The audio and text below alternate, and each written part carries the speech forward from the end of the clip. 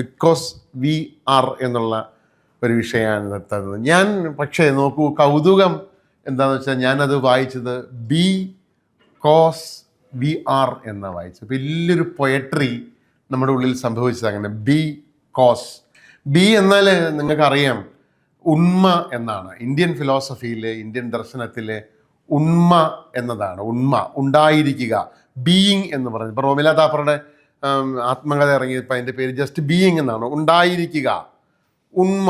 ഉണ്മ എന്ന് പറയുന്നത് എനിക്ക് തോന്നുന്നത് ഇന്ത്യൻ ഫിലോസഫി അതിൻ്റെ പ്രാഥമികമായി അന്വേഷിക്കുന്ന ഒരാശയം ഉണ്മ എന്നതാണ്. ഒരു വ്യക്തിയുടെ സ്വത്വം എന്താണ്, സത്ത എന്താണ്, അല്ലെങ്കിൽ ആയിരിക്കുക, ബീയിങ്, ഉണ്ടായിരിക്കുക. ആ ആയിരിക്കുന്നത് എപ്പോഴാണ്? ബി കോസ്, അതിൻ്റെ കാരണം. കോസ് എന്ന വാക്കിന് ഞാൻ കാരണമെന്നാണ് വായിച്ചത്. ഉണ്മ ആയിരിക്കുക അഥവാ ഉണ്ടായിരിക്കുക എന്നതിൻ്റെ കാരണം ആയി നിങ്ങൾ അടുത്ത വാചകം, അടുത്ത സമ്പൂർണ്ണ വാക്യം പറയുന്നത് വി ആർ, നമ്മളുള്ളത് കൊണ്ടാണ്. ഇതിൽ പരം ഒരു പുതുലോകത്തെ നിർവചിക്കാൻ കഴിയുന്ന അതിശക്തമായൊരു വാക്ക് പകരം ഉണ്ടാവാൻ സാധ്യത കുറവാണ്. കാരണം അതിന് ഏറ്റവും വലിയ ഉദാഹരണങ്ങളാണ് എല്ലാ തലങ്ങളിലും നടക്കുന്നതാണത്. നിങ്ങൾക്കറിയുന്നതാണ്. ഒറ്റയ്ക്ക് ആവുക എന്നതിനേക്കാൾ ഭീകരമായ അന്ത്യം മറ്റൊന്നില്ല. കാരണം ആളുകളെ ഇങ്ങനെ ഒറ്റയ്ക്കാക്കിയിട്ട്, രാജ്യങ്ങളെ ഒറ്റയ്ക്കാക്കിയിട്ട്, ആശയങ്ങളെ ഒറ്റയ്ക്കാക്കിയിട്ട്, വ്യക്തികളെ ഒറ്റയ്ക്കാക്കിയിട്ട്, അവരിൽ നിന്ന് എല്ലാത്തരം പ്രതിരോധ മൂല്യങ്ങളെയും ചോർത്തിക്കളഞ്ഞിട്ട് അധിനിവേശം എന്ന് പറയുന്ന ഒരു സംഗതി നടപ്പാക്കുന്ന ഒരു ലോകത്താണ് നമ്മൾ ജീവിക്കുന്നത്. നിങ്ങളുടെ മുന്നിൽ ഇഷ്ടം പോലെ ഉദാഹരണങ്ങളുണ്ട്. കാരണം നമ്മുടെ മുന്നിൽ കാണുന്ന എല്ലാ അന്താരാഷ്ട്ര സാഹചര്യങ്ങളും ഞാൻ ഈ പറഞ്ഞതിൻ്റെ പ്രഖ്യാപനമാണ്. അതായത് ഉണ്മയായിരിക്കാൻ ഒന്നിനെയും അനുവദിക്കാതിരിക്കുക. ഇപ്പം നിങ്ങൾക്കറിയുന്നത് പോലെ ഇപ്പോൾ ഫലസ്തീനെ ഉണ്മയായിരിക്കാൻ അനുവദിക്കാതിരിക്കുക, യാഥാർത്ഥ്യമായിരിക്കാൻ അനുവദിക്കാതിരിക്കുക, ഫലസ്തീൻ എന്ന സ്വത്വത്തെ തുടരാൻ അനുവദിക്കാതിരിക്കുക. അതൊരു വളരെ പ്രധാനപ്പെട്ട, ആ തുടരാൻ അനുവദിക്കാതിരിക്കാൻ മുൻപ് കാലങ്ങളിൽ 90കൾക്ക് മുൻപ്, ഞാൻ 1990 എന്ന് പറയുന്ന ഒരു സവിശേഷമായ കാലഗണനയെ നിങ്ങൾക്ക് മുന്നിൽ വെക്കുകയാണ്. ഈ 90ന് മുമ്പ് ഇങ്ങനെ അനുവദിക്കാതിരിക്കുക എന്ന് പറയുന്ന ഒരു പ്രക്രിയയ്ക്ക് ആയുധത്തെയാണ് ഉപയോഗിച്ചിരുന്നത്.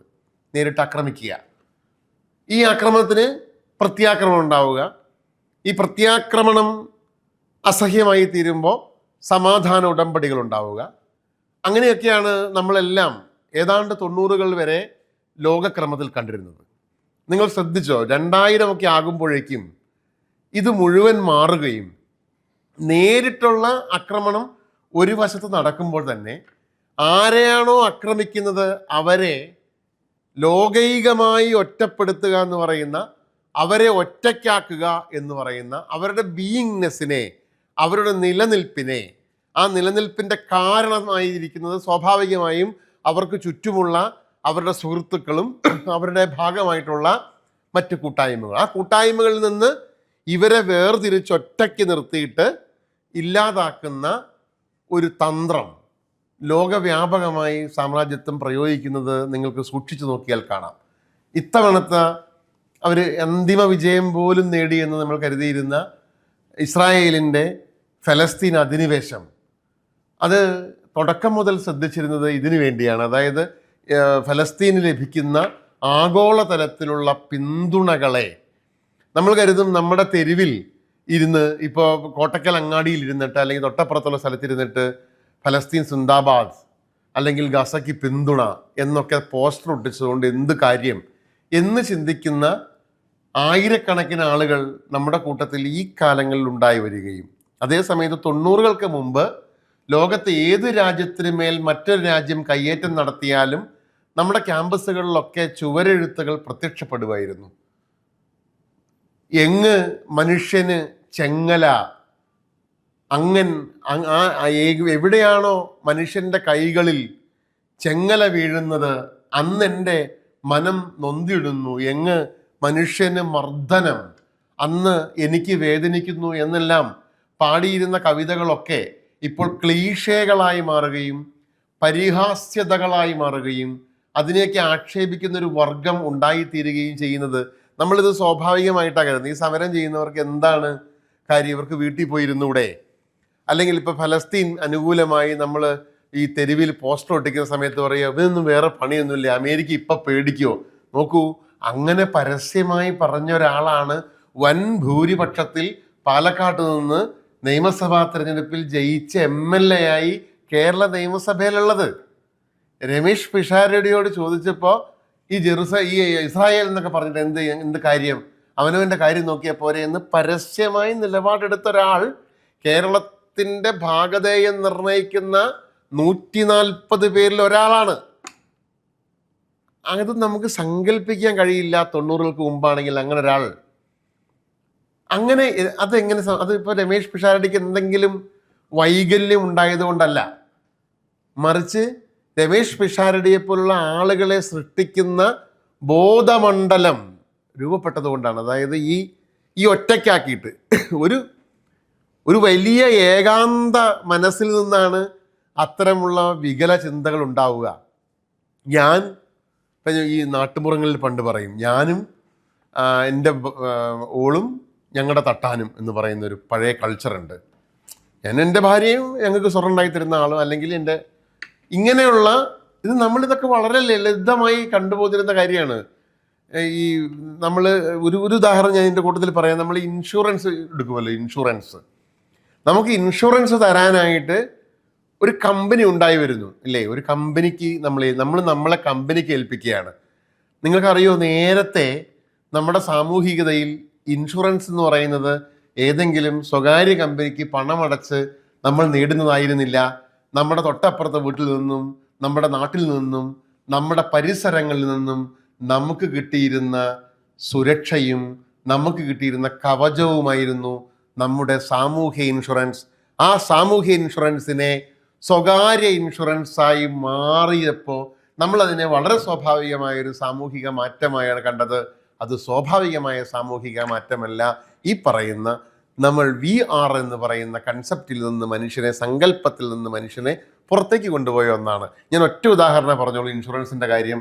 ഇതുപോലെ നിങ്ങൾ ജീവിക്കുന്ന പ്രതലത്തിലേക്ക് ഒന്ന് നോക്കിക്കഴിഞ്ഞാൽ 100 കണക്കിന് ഉദാഹരണങ്ങളിലൂടെ എങ്ങനെയാണ് ഈ ഒറ്റയ്ക്കാവൽ സംഭവിച്ചുകൊണ്ടിരിക്കുന്നതെന്നും എങ്ങനെയാണ് നിങ്ങളുടെ ഉള്ളിൽ നിന്ന് എല്ലാ പ്രതിരോധ മൂല്യങ്ങളും ഇല്ലാതാവുന്നത്. ഇപ്പോൾ എനിക്ക് ഒരു ഹെൽത്ത് ഇൻഷുറൻസ് ഉണ്ട്, 10 ലക്ഷം രൂപയുടെ ഇൻഷുറൻസ് ഉണ്ട് എങ്കിൽ ആ ഇൻഷുറൻസിൻ്റെ പ്രീമിയം അടയ്ക്കുന്ന നിമിഷം മുതൽ എനിക്ക് എൻ്റെ അയൽക്കാരനെയോ എൻ്റെ സഹപ്രവർത്തകനെയോ ഒന്നും ആവശ്യമില്ല. കാരണം എനിക്കൊരു അസുഖം വന്നാൽ ഇൻഷുറൻസ് അവിടെ നിന്ന് എനിക്ക് തരുന്നു.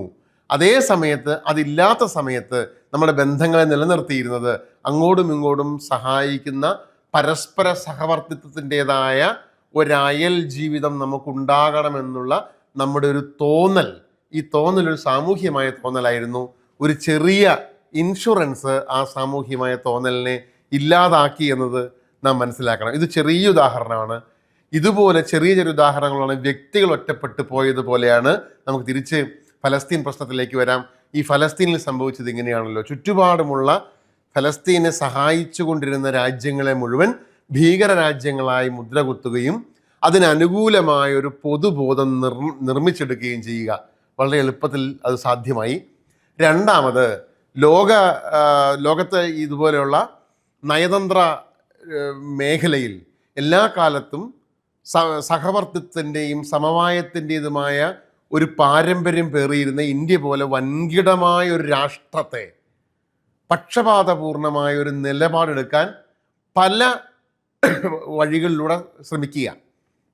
അങ്ങനെ പൊതു ലോകത്തിൻ്റെ മുന്നിൽ ഇന്ത്യ പോലൊരു വൻകിട രാജ്യം ഇസ്രായേൽ പക്ഷത്താണെന്ന ധ്വനി ഉണ്ടാക്കുക. ഈ ധ്വനിയിലൂടെ ഫലസ്തീൻ എന്ന് പറയുന്നത് ഒറ്റയ്ക്കായ ഒരു രാജ്യമാക്കി മാറ്റുകയും അവരെ എന്ത് ചെയ്യുകയും ചെയ്യുന്നു? ഉന്മൂലനം ചെയ്യാൻ ശ്രമിക്കുകയും ചെയ്യുന്നു. പക്ഷേ നിർഭാഗ്യകരമായി, അവരെ സംബന്ധിച്ച് നിർഭാഗ്യകരമായി എന്ന് പറയാം, അത് ഒന്നും പ്രായോഗികമായില്ല. മറിച്ച് ആ പ്രശ്നമാണ് പിന്നീട് ഫലസ്തീനിലേറ്റ അതിഭയാനകമായ വിജയിക്കാതെ പോയ അധിനിവേശത്തിൻ്റെ ചുരുക്കാണ് ഇറാനിലേക്ക് നീളുകയും. പക്ഷേ ഇറാൻ എന്ത് ചെയ്യുന്നുണ്ട്? നിങ്ങൾക്കറിയുന്ന പോലെ ഇറാൻ ഒറ്റയ്ക്കായിരുന്നില്ല എന്നുള്ളതാണ് അവിടെ ഏറ്റവും പ്രധാനപ്പെട്ട പ്രശ്നം. അവിടെ ഈ VR എന്ന് പറയുന്ന വലിയ ഒരു ആത്മീയ ബലവും ഈ ആത്മീയ ബലം തരുന്ന ഒരു ഭൗതിക ശക്തിയും ഇറാൻ്റെ അധികാരത്തിന് മേലുണ്ടായിരുന്നു. അത് പക്ഷേ പുറം ലോകത്തിന് കാണാൻ പറ്റുന്ന ഒന്നായിരുന്നില്ല. എന്തുകൊണ്ടാണ് ഇപ്പോൾ ലോകം ചർച്ച ചെയ്യുന്നൊരു വിഷയമാണ്. ഇത്രമാത്രം സായുധ സന്നാഹങ്ങളും ഇത്രമാത്രം ആൾബലവും പണബലവും ഉണ്ടായിട്ടും എന്തുകൊണ്ടാണ് ഇറാനെ മുച്ചൂടും മുടിക്കാൻ ട്രംപിനോ അമേരിക്കയ്ക്കോ കഴിയാണ്ടിരുന്നതെന്നുള്ളത് സാധാരണ രീതിയിലുള്ള ഒരു ചോദ്യമാണ്. ഇപ്പം യുദ്ധതന്ത്രങ്ങൾ അറിയുന്ന ഒരാളെ ഒരു പഠിക്കുന്ന ആൾക്കാർക്ക് എപ്പോഴും അത്ഭുതം കൂറുന്നൊരു കാര്യമാണ്. കാരണം അമേരിക്കയുടെ ഇത്ര വിഖ്യാതമായ സൈനിക ശേഷി, അമേരിക്കയുടെ രാഷ്ട്രീയത്തിന് കീഴടങ്ങിക്കൊണ്ട് ഗൾഫ് രാജ്യങ്ങൾ ഉൾപ്പെടെ കൊടുത്തിട്ടുള്ള രഹസ്യമായി പോലും കൊടുത്തിട്ടുള്ള പിന്തുണ, ഇതെല്ലാം ഉണ്ടായിരുന്നിട്ടും ലോകമാധ്യമങ്ങളുടെ ഈ ട്രംപിയൻ മാധ്യമങ്ങളുണ്ടല്ലോ, മാധ്യമങ്ങളുടെ മുഴുവൻ പിന്തുണ, ഇന്ത്യ പോലുള്ള രാജ്യങ്ങൾ തുടർത്തുന്ന ന്യൂട്രൽ എന്ന വ്യാജേന നടത്തുന്ന പക്ഷപാതപൂർവമായ കളികൾ, ഇതെല്ലാം ഉണ്ടായിരുന്നിട്ടും ഒടുവിൽ ട്രംപിന് 100% പരാജയം സമ്മതിച്ചുകൊണ്ട് പിന്മാറേണ്ടി വരുന്നതിൻ്റെ പിന്നിൽ ഒറ്റയ്ക്കല്ലാത്ത ഒരു സമൂഹത്തിൻ്റെ കൂട്ടായ്മ എന്ന് പറയുന്ന ഒരു ആത്മബലത്തിൽ ശക്തിയാർജിച്ച് നിൽക്കുന്ന ഒരു സമൂഹത്തിൻ്റെ ബലമാണ് നാം കാണുന്നത്. ചെറിയ ചെറിയ ഉദാഹരണങ്ങളിൽ നിന്ന് വലിയ വലിയ ഉദാഹരണങ്ങൾക്ക് എത്തുമ്പോഴും നാം കാണുന്നത് ആ കൂട്ടായ്മയുടെ വലിയ കരുത്തിനെയാണ്.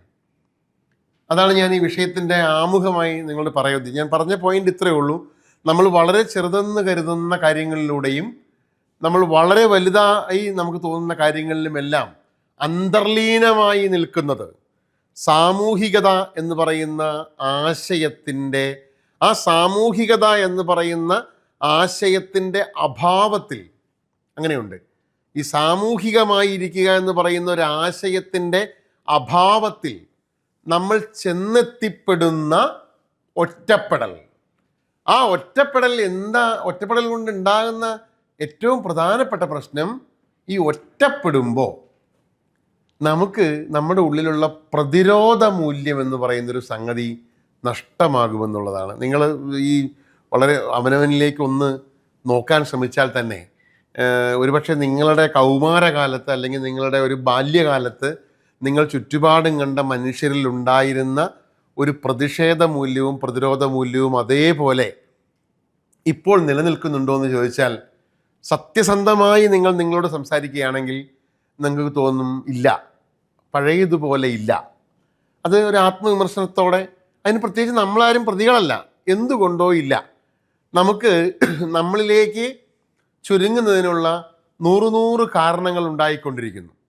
ഉദാഹരണത്തിന് 28-ാം തീയതിയാണ് നമുക്ക് ചിലപ്പോൾ ഒരു വലിയ പ്രശ്നത്തെ വലിയ പ്രശ്നം നോക്കണ്ട, ഒരു ചെറിയ കാര്യം മതി. ഇന്നലെ ഇപ്പോൾ സുപ്രീം കോടതി ഒരു വലിയ വിധി പുറപ്പെടുവിച്ചു. ഒരു വലിയ സാമൂഹികമായ വിധിയാണത്. അതായത് നടപ്പാതകൾ എന്ന് പറയുന്നത് മൗലിക അവകാശമാണ്, മനുഷ്യരുടെ മൗലിക അവകാശമാണ് നടപ്പാതകൾ. വാഹന ഗതാഗതത്തെക്കാൾ കൂടുതൽ പരിഗണന കൊടുക്കേണ്ടത് നടപ്പാതകൾക്കാണ്. നടപ്പാതകൾ നടക്കുന്നവർക്ക് രാജപദവി പോലും ഉള്ളതാണ്. അവർക്കാണ് റോഡിന് ഏറ്റവും കൂടുതൽ അവകാശമുള്ളത്. അത് നിയമത്തിലൂടെ തദ്ദേശ ഗവൺമെൻറ്റുകൾ ഉറപ്പുവരുത്തണമെന്ന് ഇന്നലെ സുപ്രീം കോടതിയുടെ സുപ്രധാനമായൊരു വിധിയുണ്ടായി, മിനിങ്ങാന്ന്. ആ വിധി അതിസുപ്രധാനമാണ്. കാരണം നിങ്ങൾ ഈ കാണുന്ന വലിയ NH-66 അതുപോലുള്ള വമ്പൻ പാതകളിലോ എവിടെയും കാൽനടക്കാരില്ല, സംസ്ഥാന പാതകളിലില്ല. നിങ്ങൾക്ക് കോഴിക്കോട് പാളയം അങ്ങാടിയിൽ പോലും കാൽനടക്കാർക്ക് യാതൊരു പരിഗണനയും കിട്ടില്ല. പുറത്തിറങ്ങിയാൽ സ്വകാര്യ ബസ്സുകളുടെ ക്രൂരമായ തെറി കേൾക്കണം, കാർ ഓടിച്ച് വരുന്നവൻ്റെ അഹങ്കാരവും ഹുങ്കും കാണണം. ഇതിനിടയിലൂടെ പേടിച്ച് അവനവൻ്റേതല്ലാത്ത ഏതോ ഇടത്ത് ചെന്ന് പെട്ടതുപോലെ പരിഭ്രാന്തമായി മനുഷ്യർ നടന്നു പോകുന്നത് നാം കാണുന്നുണ്ട്, ഇല്ലേ?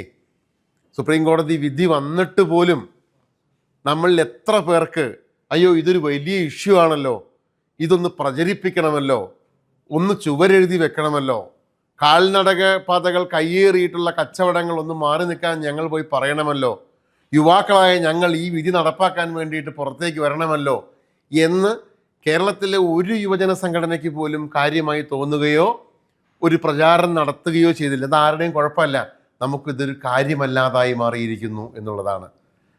അത് നമ്മുടെ ഉള്ളിൽ നിന്ന് നമ്മളറിയാതെ ഈ പ്രതിരോധ മൂല്യം ചോർന്നു പോകുന്നതിൻ്റെ ഏറ്റവും വലിയ ഉദാഹരണമാണ് ഈ ചോർച്ച എന്ന് പറയുന്നത്. എൻ്റെ പോയിന്റ് അതാണ്. ഈ പ്രതിരോധ മൂല്യത്തിൻ്റെ ചോർച്ച സ്വാഭാവികമായി ഉണ്ടായ ഒന്നല്ല. അത് ഞാൻ ആദ്യം ഇൻഷുറൻസിൻ്റെ കാര്യം പറഞ്ഞതുപോലെ വളരെ വളരെ ചെറിയ ചെറിയ ചെറിയ ഇടപെടലുകളിലൂടെ നമ്മളെ കൂടുതൽ വ്യക്തിപരമായ ഉത്തരവാദിത്തങ്ങളിലേക്ക് വ്യക്തിയെ കൊണ്ടുവന്ന് എത്തിക്കുന്ന ഒരു ലോക സാഹചര്യമുണ്ട്. നമുക്ക് EMI എന്ന് പറയുന്നത് കാര്യം ഭയങ്കര എളുപ്പത്തിൽ ഉപകരണങ്ങൾ കിട്ടുന്നൊരു കാര്യമാണ്. 28-ാം തീയതിയാണ് എൻ്റെ EMIയുടെ ഡേറ്റ്. 28-ാം തീയതിയാണ് നമ്മുടെ സെക്രട്ടറി എന്ന് പറയുന്നത് നമുക്കിന്ന് ഈ കാൽനട വിധിയില്ലേ, നമുക്ക് ഇതൊന്ന് പ്രചരിപ്പിക്കാനായിട്ട് വൈകുന്നേരം ഒന്ന് ഇറങ്ങുമെന്ന് പറയുമ്പോൾ എൻ്റെ മോനെ 6 മണിക്ക് EMI അടയ്ക്കാൻ 8000 രൂപയാണ്, ഞാൻ ആ പൈസ അടയ്ക്കാൻ നോക്കി നിൽക്കുക, ആ സമയത്ത് എങ്ങനെ ഞാൻ ഈ വരിക എന്നൊരാളല്ല പറയുക. കേരളത്തിലെ മുഴുവൻ യുവജന സംഘടനാ പ്രവർത്തനങ്ങൾക്കും മിക്കവർക്കും EMI ഉണ്ടാവും.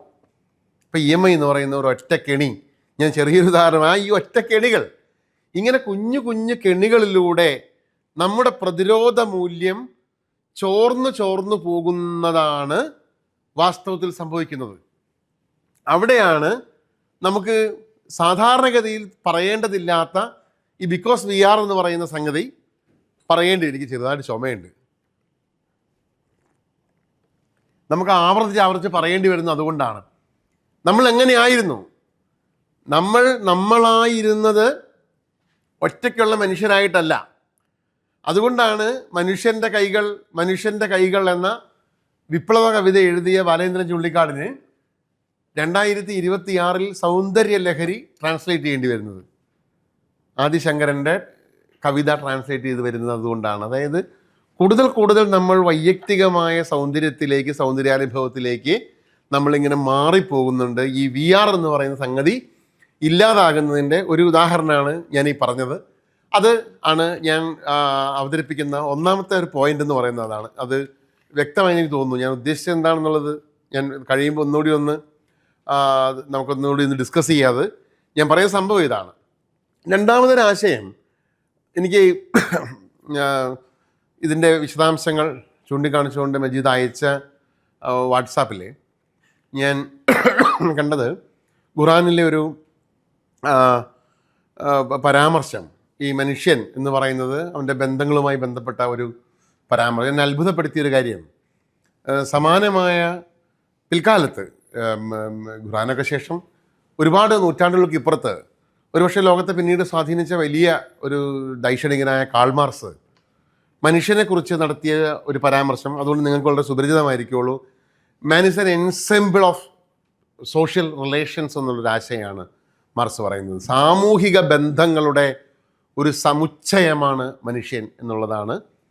വാസ്തവത്തിൽ മനുഷ്യനെക്കുറിച്ച് 20-ാം നൂറ്റാണ്ട് അല്ലെങ്കിൽ 19-ാം നൂറ്റാണ്ട് മുതൽ പ്രചാരത്തിലുള്ള ഏറ്റവും വലിയ ആശയങ്ങളിലൊന്ന് മനുഷ്യനെന്ന് പറയുന്നത് എൻസെമ്പിൾ ഓഫ് സോഷ്യൽ റിലേഷൻ, സാമൂഹിക ബന്ധങ്ങളുടെ ഒരു സമുച്ചയമാണ് മനുഷ്യൻ.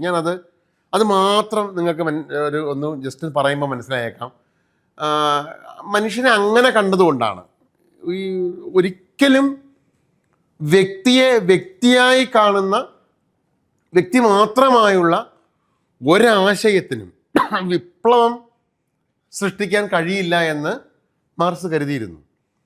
വിപ്ലവം എന്ന് പറയുന്നത് വളരെ സാധാരണ മാറ്റം, എന്ത് മാറ്റവും പുരോഗമനപരമായൊരു മാറ്റം, നിലനിൽക്കുന്ന ഒരവസ്ഥയിൽ നിന്ന് കുറച്ചുകൂടി മെച്ചപ്പെട്ട അവസ്ഥയിലേക്കുള്ളൊരു മാറ്റത്തെയാണല്ലോ നമ്മൾ വിപ്ലവം എന്ന് പറയുന്നത്. ഈ വിപ്ലവത്തിന് അനുഗുണമായ ഒന്നും സൃഷ്ടിക്കാൻ ഒറ്റയ്ക്കുള്ള മനുഷ്യന് കഴിയില്ല.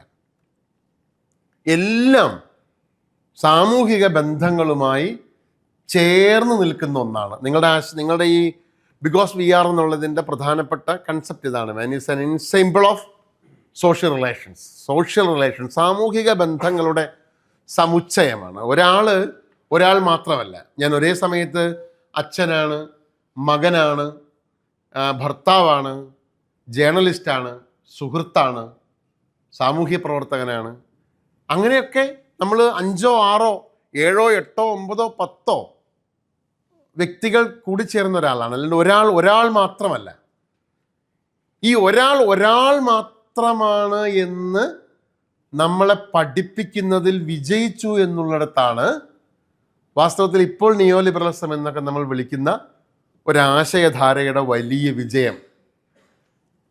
അതുകൊണ്ടാണ് ഈ വിപ്ലവം പോലെയുള്ള മാറ്റങ്ങൾ നടത്താനായിട്ട് ആകെ ഈ ജെൻസി എന്ന് നമ്മൾ വിളിക്കുന്ന ഒരു വിഭാഗത്തിന്, അന്തരാശൂന്യരായ മനുഷ്യർക്ക്, അതായത് ഭാഷയെക്കുറിച്ചോ അല്ലെങ്കിൽ നിലപാട്, അങ്ങനെ ഒരു അന്തർശൂന്യതയിൽ നിന്നാണല്ലോ ഈ ജെൻസി എന്ന് പറയുന്ന കൺസെപ്റ്റ് ഉണ്ടാകുന്നത്. പ്രത്യേകിച്ച് അത് ഒരു തലമുറയെ വിഭജിക്കാൻ വേണ്ടി ഉണ്ടാക്കിയ ഒരു സാങ്കേതിക പദമാണെങ്കിൽ പോലും, നിങ്ങളീ കാണുന്ന കോക്രോച്ച് റെവല്യൂഷൻ ആയിക്കോട്ടെ, അല്ലെങ്കിൽ നേപ്പാളിലുണ്ടായ കലാപമായിക്കോട്ടെ, ബംഗ്ലാദേശിലുണ്ടായ സമരമായിക്കോട്ടെ, ഈ ജെൻസി കലാപം എന്ന് പറഞ്ഞ് മുന്നോട്ട് വരുന്ന കാര്യങ്ങളൊന്നും ശ്രദ്ധിച്ചിട്ടുണ്ടെന്ന് എനിക്കറിയില്ല. അത് ഒരു പൂക്കൂറ്റി പോലെ പെട്ടെന്ന് കത്തുകയും അതേപോലെ അമർന്ന് താഴേക്ക് പോവുകയും ചെയ്യും.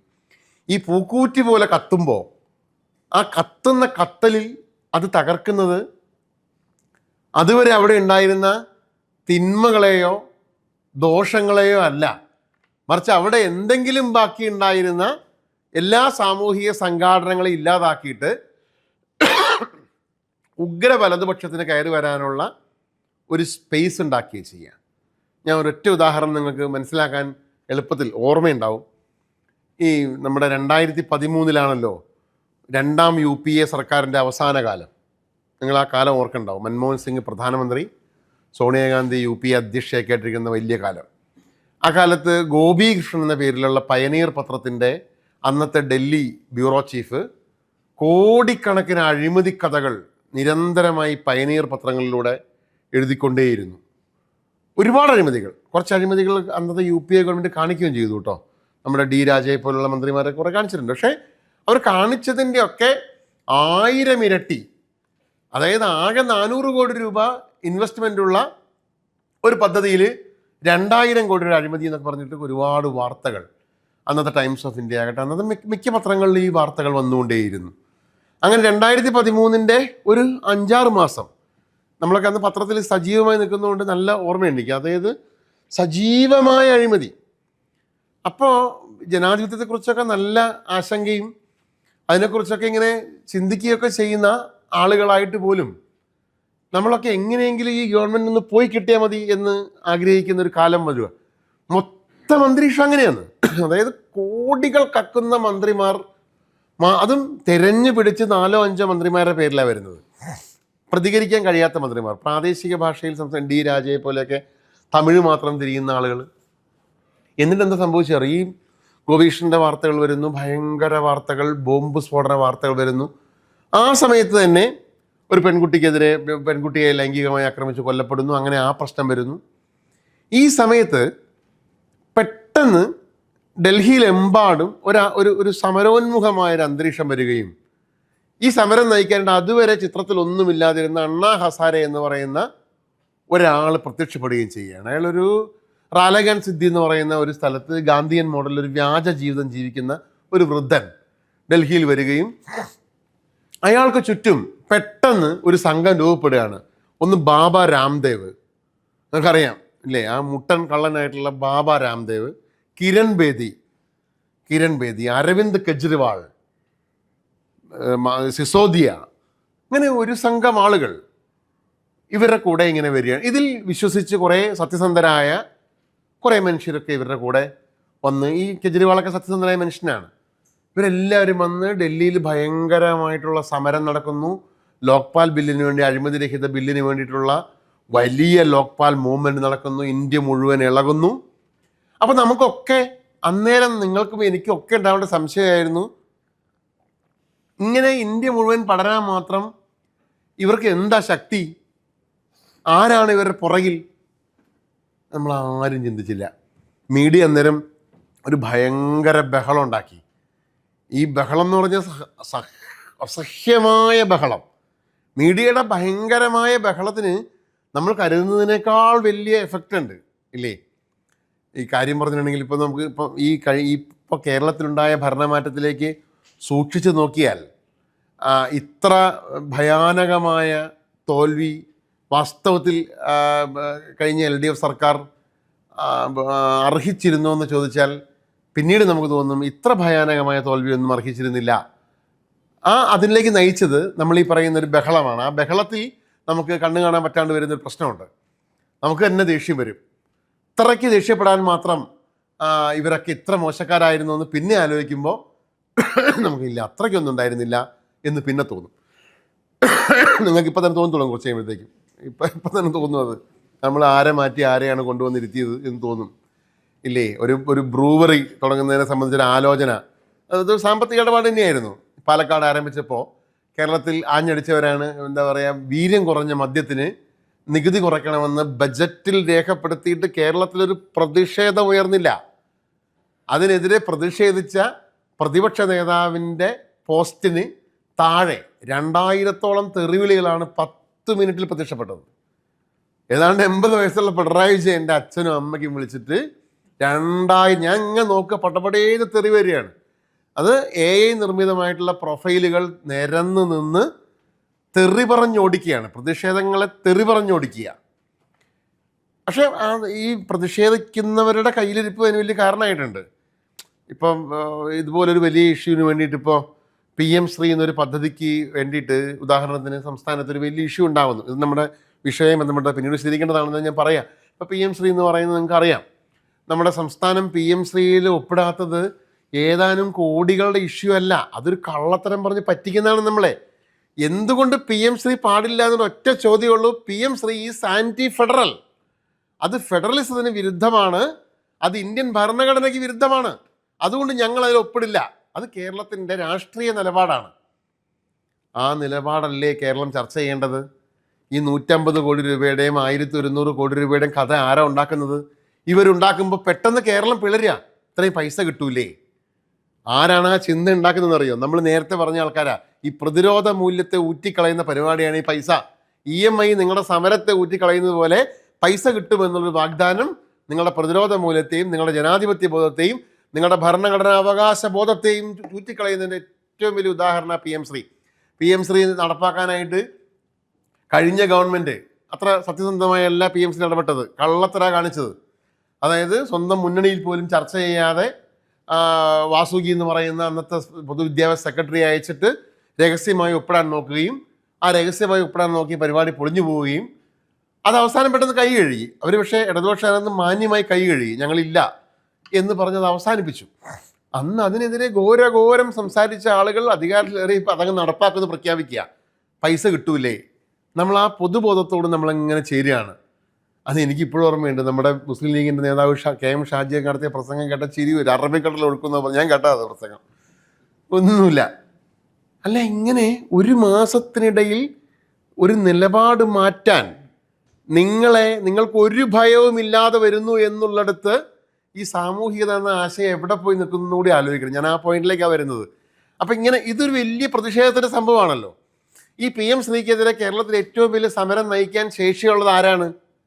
നിങ്ങൾക്കറിയാം, കേരളത്തിലെ ഏറ്റവും സമര സ്വഭാവമുള്ള സംഘടിത വിദ്യാർത്ഥി സംഘടനകളിൽ ഒന്ന് SFI ആണ്. SFI സമരത്തിനിറങ്ങിയ ആളുകൾ ചൂലെടുക്കുന്ന അവസ്ഥയുണ്ട് കേരളത്തിൽ.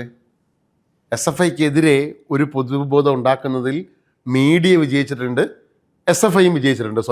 സ്വന്തം കയ്യിലിരിപ്പുകൊണ്ട് അവരും വിജയിച്ചിട്ടുണ്ട്. അതുകൊണ്ട് അവർക്കൊരു പോസ്റ്റർ ഒട്ടിക്കാൻ പറ്റില്ല കേരളത്തിൽ. നിങ്ങൾ ശ്രദ്ധിച്ചോ? കേരളത്തിൻ്റെ ക്യാമ്പസുകളിലോ തെരുവുകളിലോ PM ശ്രീക്കെതിരെ പോസ്റ്ററുകൾ SFI ഒട്ടിക്കുന്നില്ല. ഈ പൊതുബോധത്തിന് അവർ കീഴടങ്ങി. ഈ ഒറ്റയ്ക്കാക്കിയിട്ട് പൊതുബോധത്തിന് കീഴടക്കിയിട്ട് നമ്മുടെ ഉള്ളിലുള്ള മുഴുവൻ സമരമൂല്യങ്ങളെയും സർഗാത്മകതകളെയും ഇല്ലാതാക്കുന്ന ഒരു വലിയ ലോകം നമുക്ക് മുന്നിലുണ്ട് എന്നുള്ളതാണ് ഏറ്റവും പ്രധാനപ്പെട്ട ഒരു യാഥാർത്ഥ്യം. ഞാൻ പറയാൻ ശ്രമിക്കുന്ന മൂന്നാമത്തെ ആശയം അതാണ്. നാലാമതായി നമ്മൾ എത്തിപ്പെടുന്ന ഒരു സ്ഥലം ഈ VR എന്നുള്ള അടിസ്ഥാനപരമായ നിങ്ങളുടെ മുദ്രാവാക്യം സാമൂഹികത എന്ന് പറയുന്ന ഒരാശയത്തിൻ്റെ അടിസ്ഥാന നിർവചനമാണ്. എന്തിനാ 21-ാം നൂറ്റാണ്ടിൻ്റെ ഈ 3-ാം പാദത്തിൽ വന്നിരുന്നിട്ട് ഇപ്പോഴും ഈ സാമൂഹികതയെക്കുറിച്ചൊക്കെ സംസാരിക്കുന്നത്? അരിസ്റ്റോട്ടലിൻ്റെ കാലം മുതൽ മനുഷ്യർ സംസാരിച്ചുകൊണ്ടിരിക്കുന്ന ഒരു വിഷയത്തെ ഈ ചെറുപ്പക്കാരെന്തിനാണ് ഇപ്പോൾ സംസാരിക്കുന്നതെന്നാവാം നിങ്ങൾ ഒരുപക്ഷെ നേരിടാൻ പോകുന്ന പല ചോദ്യങ്ങളിൽ ഒന്ന് അതായിരിക്കാം. ഇപ്പോഴും ഇത് തന്നെ പറഞ്ഞുകൊണ്ടിരിക്കണം. ഇതൊക്കെ നമുക്ക് അറിയുന്ന കാര്യങ്ങളല്ലേ? കുറേ കൂടി വിപ്ലവ മുദ്രാവാക്യങ്ങൾ, ഒരു കാര്യമില്ല, ഒരു വിപ്ലവ മുദ്രാവാക്യങ്ങൾ നടത്തുന്നതല്ല. മനുഷ്യൻ്റെ അടിസ്ഥാനപരമായ കാര്യങ്ങൾ ആവർത്തിക്കുന്നതിനുള്ള ആർജവം നമ്മുടെ സംഘടനകൾക്ക് നഷ്ടപ്പെട്ടെടുത്തുനിന്നാണ് ഈ രാജ്യം അതിൻ്റെ പിന്നോട്ട് നടപ്പ് ആരംഭിച്ചത്. ചില കാര്യങ്ങൾ നമ്മൾ ഒരുപാട് പഴയതാണെങ്കിലും ചർവണമാണെങ്കിലും നമ്മൾ ഒരുപാട് കേട്ടതാണെങ്കിലും നാം വീണ്ടും പറയേണ്ടിയിരിക്കുന്നു. ഇപ്പോൾ ഫെഡറലിസം എന്ന വാക്ക്, ഫെഡറലിസം സംരക്ഷിക്കുക എന്നുള്ളത് 1950 ഭരണഘടന ഉണ്ടായ അന്ന് മുതൽ കഴിഞ്ഞ 76 വർഷമായിട്ട് ഇന്ത്യയിൽ മുഴങ്ങുന്ന ഒരു മുദ്രാവാക്യമാണ് ഫെഡറലിസം സംരക്ഷിക്കണം. അതൊരുപാട് പഴയതല്ലേ എന്ന് ചോദിച്ച് മാറ്റി നിർത്തിയാൽ ഈ PM ശ്രീ പദ്ധതി എന്ന് പറയുന്നത് ഫെഡറലിസത്തിൻ്റെ നഗ്നമായ ലംഘന. കാരണം എന്താ? വിദ്യാഭ്യാസം എന്ന് പറയുന്നത് കൺകറന്റ് ലിസ്റ്റിൽപ്പെട്ട കാര്യമാണ്. കൺകറന്റ് ലിസ്റ്റ് എന്ന് പറഞ്ഞാൽ ഭരണഘടനയ്ക്ക് നിങ്ങൾക്കറിയാം 3 ലിസ്റ്റാണ് ഉള്ളത്. 1 സ്റ്റേറ്റ് ലിസ്റ്റാണ്, 2 സെൻട്രൽ ലിസ്റ്റാണ്, 3 കൺകറന്റ് ലിസ്റ്റാണ്. സ്റ്റേറ്റ് ലിസ്റ്റിലുള്ളതിന് സ്റ്റേറ്റിന് മാത്രമാണ് നിയമം. അങ്ങനെ ഉണ്ട് കേട്ടോ, സ്റ്റേറ്റിന് മാത്രമാണ്. കാരണം ഇന്ത്യ എന്ന് പറയുന്നത് യൂണിയൻ ഓഫ് സ്റ്റേറ്റ്സ് ആണ്. BJP-ക്കാർ കരുതിയിരിക്കുന്നത് പോലെ യൂണിയൻ ആൻഡ് ഇറ്റ് സ്റ്റേറ്റ്സ് അല്ല. അത് ഫാസിസ്റ്റ് രാജ്യത്തിൻ്റെ മുദ്രാവാക്യമാണ്. എന്ത്? യൂണിയൻ ആൻഡ് ഇറ്റ് സ്റ്റേറ്റ്സ് എന്ന് പറയുന്നത് ഒരു ഫാസിസ്റ്റ് രാജ്യത്തിൻ്റെ സ്വഭാവമാണ്.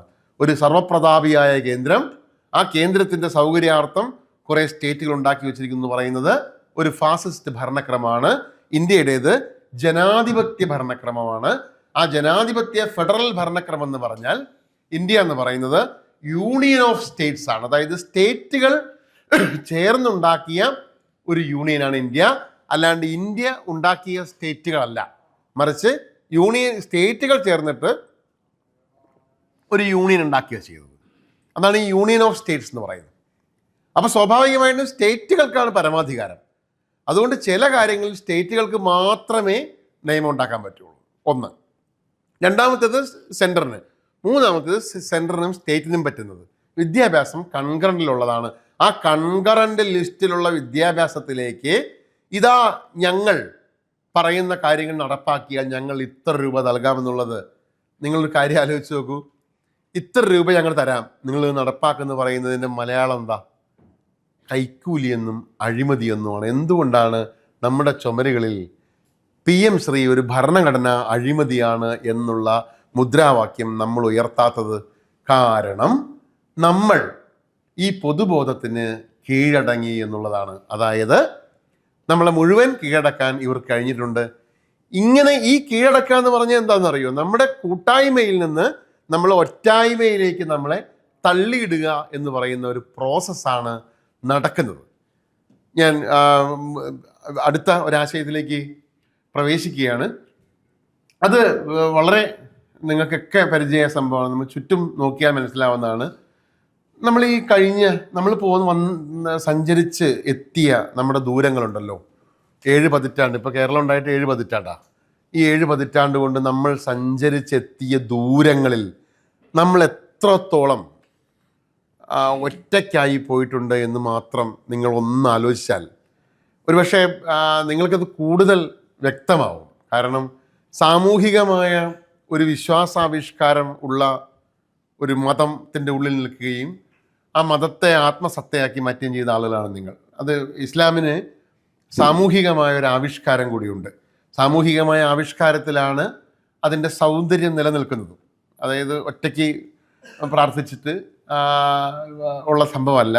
കൂട്ടായ പ്രാർത്ഥനകൾക്ക് കൂട്ടായ ഒരു ഒരു ഒരു ഒരു ഒരു സംഗതി ഉള്ള ഒരു മതാവിഷ്കാരമായിട്ടാണ് ഞാൻ ഇസ്ലാമിനെ മനസ്സിലാക്കിയിട്ടുള്ളത്. ഒറ്റയ്ക്ക് പോയി കണ്ണടച്ച് പ്രാർത്ഥിക്കുന്നതിനെ അല്ല, കൂട്ടായി നിർവഹിക്കപ്പെടുകയും ഈ കൂട്ടായ പ്രാർത്ഥന എന്ന് പറയുന്നത് ആ പ്രാർത്ഥിക്കാൻ കൂടെ ഇരിക്കുന്നവരുടെ മുഖം വാടുന്നത് കണ്ട് തിരിച്ചറിയാനും നിനക്ക് എന്തു പറ്റി എന്ന് ചോദിക്കാനും, ഇന്നലെ ഉണ്ടായിരുന്നല്ലോ, കണ്ടില്ലല്ലോ, എവിടെ പോയി, സുഖമില്ലാണ്ടിരിക്കുക, എന്തു പറ്റി, ഇന്നതാ, മരുന്ന് വാങ്ങിയോ, മരുന്ന് വാങ്ങാൻ പൈസ ഉണ്ടായില്ല, വാ നമുക്ക് ശരിയാക്കാം എന്ന് പറഞ്ഞ് പുറത്തിറങ്ങുന്ന ഒരു കൂട്ടായ്മ നിങ്ങൾക്ക് അപരിചിതമല്ല. ഇപ്പോഴും എനിക്ക് തോന്നുന്നു അത് നടക്കുന്നുണ്ട്. പക്ഷെ പൊതു കേരളത്തിന് അത് പക്ഷെ അപരിചിതമാണ്. എൻ്റെ തൊട്ടപ്പുറത്തെ വീട്ടിലെ ചേട്ടൻ കഴിഞ്ഞ കുറേ കാലങ്ങളായി സുഖമില്ലാതെ കിടക്കുന്ന വിവരം ഞാൻ അറിയുന്നത് ഒരുപക്ഷെ അദ്ദേഹത്തിൻ്റെ അവസാന സ്റ്റേജ് എത്തുന്ന സമയത്ത് മാത്രമാണ്. ഞാൻ സത്യസന്ധമായി പറയുന്നത്, ഞാൻ കോഴിക്കോട് നഗരത്തിനകത്ത് ജീവിക്കുന്ന ഒരാളാണ്. എൻ്റെ തൊട്ടടുത്ത വീട്ടിൽ, അതായത് ഞാൻ ചെറിയ ചെറിയ വീടുകളാണ്, ചെറിയ ചെറിയ സ്ഥലങ്ങളിലെ വീടുകൾ. ഒരു മതിലിൻ്റെ അപ്പുറത്തുള്ള ആൾ എല്ലാ സ്ഥലവും കാണുമ്പോൾ എവിടെ പോകണമെന്ന് ചോദിക്കും, ചിരിക്കുന്ന ആൾ. അപ്പോൾ അങ്ങോട്ടും ഇങ്ങോട്ടും കരുതുന്നത് ഭയങ്കര ആത്മബന്ധമുള്ള ആൾക്കാരാണെന്ന് കരുതുന്നു. പുറത്തുള്ള ആൾക്കാർക്ക് ഒരു ആത്മബന്ധവുമില്ല, സുഖമില്ലാണ്ട് 3 ആഴ്ചയായി കിടക്കുന്നു എന്നറിഞ്ഞിട്ട് മനസ്സിലാവുകയില്ല, പറയുമ്പോഴറിയുക, അമ്പരക്കുക, മനസ്സിലായില്ല. ഇത് വലിയൊരു ഇത് ഒന്നുകൂടി എനിക്ക് ശരിക്കും തോന്നുന്നു. അതായത് ഞാൻ എൻ്റെ ഇടയ്ക്ക് ഒരു സുഖമില്ലാതായിരുന്നു. ഞാൻ അത്ഭുതപ്പെടുന്ന കാര്യം, എനിക്കാണെങ്കിൽ 100 കണക്കിന് സുഹൃത്തുക്കളുണ്ട്, 100 കണക്കിന് ഈ തൊഴിലിൻ്റെ ഭാഗമായിട്ടും അല്ലാതെയൊക്കെ. അപ്പോൾ അത്ഭുതകരമായ കാര്യം, എനിക്ക് സുഖമില്ല എന്ന് ആകെ അറിഞ്ഞത് എന്താ പറയുക, ഞാൻ റിസാലിൽ കോളം എഴുതാത്തതുകൊണ്ട് നിങ്ങളുടെ റിസാലയുടെ പത്രാധിപ സമിതി അറിഞ്ഞിട്ടുണ്ട് സുഖമില്ല എന്നുള്ള കാര്യം. SSFൻ്റെ പരിപാടിക്ക് വിളിക്കുമ്പോൾ ചെല്ലാത്തതുകൊണ്ട് അവർക്ക് മനസ്സിലായി സുഖമില്ല എന്ന്. പിന്നെ എൻ്റെ ഭാര്യയ്ക്കും മകനും അറിയാം. വേറെ ഒരാൾക്കും ഇതറിയുന്ന ഒരു സാഹചര്യമില്ല. അതറിയേണ്ടതില്ല എന്നുള്ള ഒരു ചിന്ത പ്രബലമാവുന്നത് നിങ്ങൾ ശ്രദ്ധിച്ചിട്ടുണ്ടോ? രോഗം സ്വകാര്യതയാണ് എന്ന് നിങ്ങളെ തെറ്റിദ്ധരിപ്പിക്കുന്നുണ്ട് ഈ ലോകം. രോഗം നമുക്ക് സ്വകാര്യതയായിരുന്നില്ല. കാരണം രോഗം സ്വകാര്യതയായതോടെ നിങ്ങൾക്കൊരു പനി വരുമ്പോൾ, പണ്ട് കാലത്ത് പനി വന്നിരുന്നപ്പോൾ നിങ്ങളുടെ ചുറ്റുമുള്ള അപ്പുറത്തെയും അപ്പുറത്തെയും ഒക്കെ വീട്ടിലെ ആളുകളോട് പറയും പനിയുണ്ട് കേട്ടോ എന്ന് പറയുമ്പോൾ, ഇവിടെയും പനിയുണ്ട് കേട്ടോ, 3 സ്ഥലത്തും പനിയുണ്ടെന്ന് പറയുമ്പോൾ ഒരു ചുക്കുവെള്ളവും ഒരു മരുന്നും അങ്ങോട്ടും ഇങ്ങോട്ടും കൈമാറി കാര്യങ്ങൾ മനസ്സിലാക്കുകയും, ഇന്ന ആശുപത്രി ഇപ്പോൾ അവിടെ നല്ല ഡോക്ടറുണ്ട്, മറ്റേ ഡോക്ടറുണ്ട് എന്ന് പറയാം. അങ്ങനെ രോഗം ഒരു സാമൂഹികാവസ്ഥയായിരുന്നു കുഞ്ഞിൽ. ഇപ്പോൾ പകർച്ചവ്യാധി മാത്രമേ ഉള്ളൂ സാമൂഹികാവസ്ഥ. അത് പെട്ടെന്ന് എന്ത് സാമൂഹികാവസ്ഥയാണ്? സമൂഹത്തിലേക്ക് ഇറങ്ങരുത് എന്ന് പറയുന്ന സാമൂഹികാവസ്ഥ. നിപയും കോവിഡ് ഉണ്ടാക്കിയ സംഗതി അതാ, രോഗം വന്നാൽ പുറത്തിറങ്ങരുത് എന്ന് പറഞ്ഞാൽ നിങ്ങൾ നിങ്ങളായി മാത്രം നിൽക്കുക, നിങ്ങളെ ചികിത്സിക്കാൻ ഞങ്ങൾ ഇൻഷുറൻസ് ഉണ്ട്.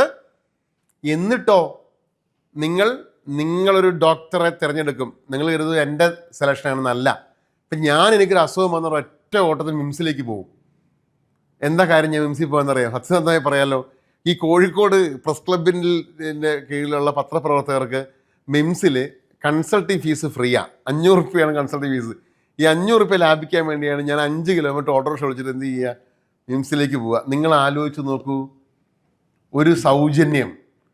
ഈ ലോകത്തെക്കുറിച്ചൊക്കെ ധാരണയുണ്ടെന്ന് സ്വയം അഹങ്കരിക്കുകയും എല്ലാ ആഴ്ചയിലും കോളം തട്ടിവിടുകയും ചെയ്യുന്ന എന്നെ സ്വാധീനിക്കുന്നു. സൗജന്യമായി കിട്ടുന്ന എന്തിൻ്റെയും ഒപ്പം ഒരു ചൂണ്ടക്കൊളുത്തുണ്ട് എന്ന് അറിയാം എനിക്ക്, ഇല്ലേ? ഒരു ഇര, നിങ്ങളൊരു ഇര ഇട്ടിട്ടാണ് മീനെ പിടിക്കുന്നത്. അത് ആ ഇര സൗജന്യമായി കിട്ടുന്നതാണ്, അല്ലേ? ഒരു മീന് നീന്തി നടക്കുന്ന ഒരു മീന് തൊട്ട് മുന്നിൽ സൗജന്യമായി ഒരു ചെമ്മീൻ കുഞ്ഞിനെ കിട്ടുക.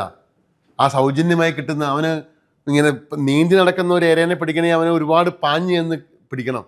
ഇതിങ്ങനെ നിശ്ചലമായി നിൽക്കുകയാണല്ലോ, ചുമ്മാ കിട്ടുന്നത്. അവൻ കയറി ഒറ്റ കൊളുത്താ, അതിനകത്ത് ചൂണ്ടക്കൊളുത്തുണ്ടാവും. സൗജന്യമായി കിട്ടുന്ന എന്തിൻ്റെ പിന്നിലും ഒരു കൊളുത്ത് ഒളിപ്പിച്ച് വെച്ചിട്ടുണ്ടെന്ന് അറിയുന്ന ഞാൻ പോലും ഒരു ചെറിയ പനി വന്നാൽ മൾട്ടി സ്പെഷ്യാലിറ്റി ഹോസ്പിറ്റലിലേക്ക് പോകും. അവിടെ 500 രൂപ ഫ്രീ ആണെന്ന് ഒറ്റ കാര്യം കൊണ്ടാണ്. നിങ്ങൾ ആലോചിച്ച് നോക്കൂ, നമ്മൾ സംഭവിക്കുന്ന ഇതാ. ഇതെങ്ങനെ സംഭവിക്കുന്നു എന്നുള്ളതിൻ്റെ ഒറ്റ കാര്യം, കേരളത്തിൽ വളരെ സുപരിചിതമായിരുന്ന, ഇന്ത്യയിലെമ്പാടും സുപരിചിതമായിരുന്ന ഒരു അടിത്തട്ട് സാമൂഹികത എന്നുള്ളത്, ഈ ഗ്രൗണ്ട് ലെവൽ സൊസൈറ്റി ലിവിങ് എന്നുള്ള സംഗതിയുണ്ട്. അത് നിങ്ങളുടെ ഈ വിഷയത്തിൻ്റെ ഏറ്റവും വലിയ കാമ്പായിട്ട് എനിക്ക് തോന്നുന്നതാണ്. ഈ അടിത്തട്ട് സാമൂഹികതയിൽ നിന്ന് നാം പുറത്താക്കപ്പെട്ടിട്ടുണ്ട്. എന്താണ് ഈ അടിത്തട്ട് സാമൂഹികത? ഒന്ന്, ഈ സാമൂഹികതയുടെ ഏറ്റവും താഴെയുള്ള ഘടകം നമുക്കറിയാം, നമ്മുടെ കുടുംബമാണ്. ഏറ്റവും പ്രാഥമിക യൂണിറ്റ് എന്ന് പറയുന്നത് കുടുംബമാണ്. നമ്മുടെ ജീവിത പങ്കാളി, മക്കൾ, നമ്മുടെ മാതാപിതാക്കൾ, നമ്മുടെ ജീവിത പങ്കാളിയുടെ മാതാപിതാക്കൾ, ബന്ധുക്കൾ ഒക്കെ അടങ്ങുന്ന ഒരു കുടുംബ സംവിധാനം നമുക്കുണ്ട്, ഇല്ലേ? ഈ കുടുംബ സംവിധാനത്തിനകത്ത് നമ്മളുണ്ട്. അപ്പം നമ്മുടെ കുടുംബത്തിലെ എല്ലാവരെയും നമുക്കറിയാം. നമ്മുടെ പിതാവിന് ഒരു അസ്വസ്ഥതയോ അസുഖമോ വന്നാൽ നമുക്ക് അപ്പോൾ അറിയാം. അവർക്ക് എന്തെങ്കിലും സന്തോഷക്കേടോ എന്തെങ്കിലും ഉണ്ടെങ്കിൽ അറിയാം. അവരുടെ ദുഃഖങ്ങൾ അറിയാം, സന്തോഷങ്ങൾ അറിയാം. എല്ലാവരും അങ്ങോട്ടും ഇങ്ങോട്ടും അറിയുന്ന, അതാണ് ആദ്യ ഘട്ടം. രണ്ടാമത്തെ സെക്കൻഡ് സ്റ്റേജ്, ഈ സാമൂഹികതയുടെ രണ്ടാമത്തെ ഘട്ടം നിങ്ങൾക്കറിയുന്നത് പോലെ നമ്മുടെ അയൽ വീടുകളാണ്. നമുക്കൊരു അയൽവക്കമുണ്ട് എപ്പോഴും.